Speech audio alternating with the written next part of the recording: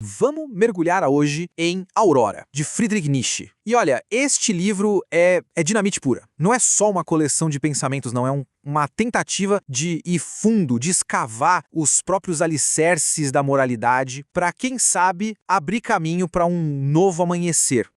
Logo de cara, Nietzsche já joga essa imagem na nossa frente. Um ser subterrâneo. Alguém que está ali trabalhando no escuro, perfurando, cavando, minando as estruturas. É uma imagem bem forte, né? Mas quem é essa figura? E o que, afinal de contas, ela está procurando? É isso que a gente vai tentar entender. E a resposta é que esse homem subterrâneo é o filósofo. Pelo menos o filósofo ideal na visão de Nietzsche. É aquele tipo que não se contenta com a superfície das coisas, sabe? Ele trabalha com calma, com paciência, bem devagar, para entender o que realmente sustenta as nossas verdades aceitas. A principal ferramenta para esse trabalho é o que ele chama de leitura lenta. Pensa bem, no nosso mundo de hoje que tudo é para ontem, Nietzsche propõe o exato oposto. É a arte de ler com cuidado, com profundidade, quase ruminando as palavras e as ideias. É um processo que exige tempo e silêncio para conseguir enxergar além do significado mais óbvio. Ok, e com essa ferramenta em mãos, qual é o primeiro alvo dessa escavação toda? A própria moralidade. Para Nietzsche, a moral não é uma verdade divina que caiu do céu, imutável. Não. Ela é uma invenção puramente humana.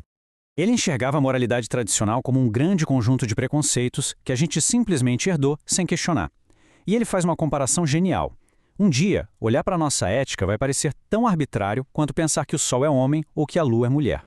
E Nietzsche enxerga a moralidade como um campo de batalha. De um lado você tem o peso morto do costume, da tradição, aquilo que é antigo, sagrado, indiscutível e, segundo ele, até meio estúpido. Do outro lado que a gente tem as novas experiências, a correção dos erros do passado, o progresso. Só que isso dói. Mudar é um processo doloroso, mas é necessário. Nietzsche também era um psicólogo afiadíssimo.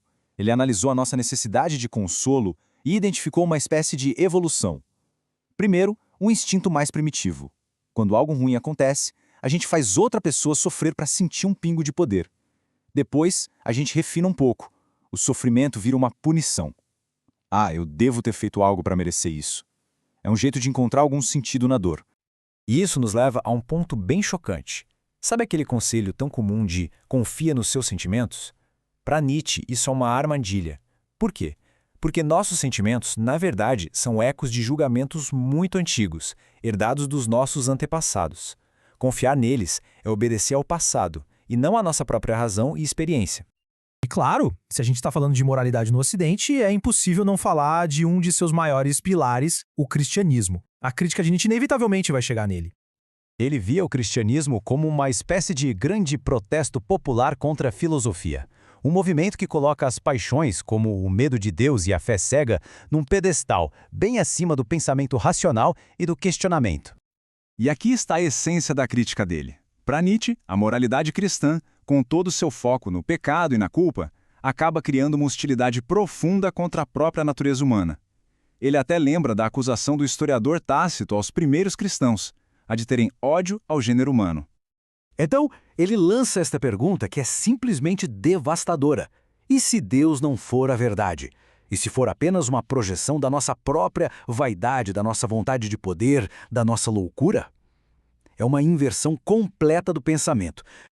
Na sua época, ele já percebia o cristianismo perdendo a força, se tornando o que ele chamou de eutanásia do cristianismo. A fé, que um dia foi radical e transformadora, estava virando um moralismo brando, uma coisa confortável, focada em benevolência e boas maneiras. Estava morrendo de forma suave.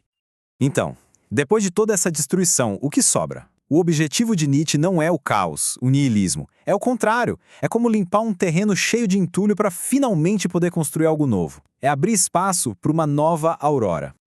E esse novo jeito de pensar exige que a gente questione absolutamente tudo, até mesmo a confiança que temos nos nossos próprios sentidos. Para ele, nossos sentidos são como os muros de uma prisão. O que a gente chama de perceber o mundo já é em si um erro, uma interpretação muito limitada.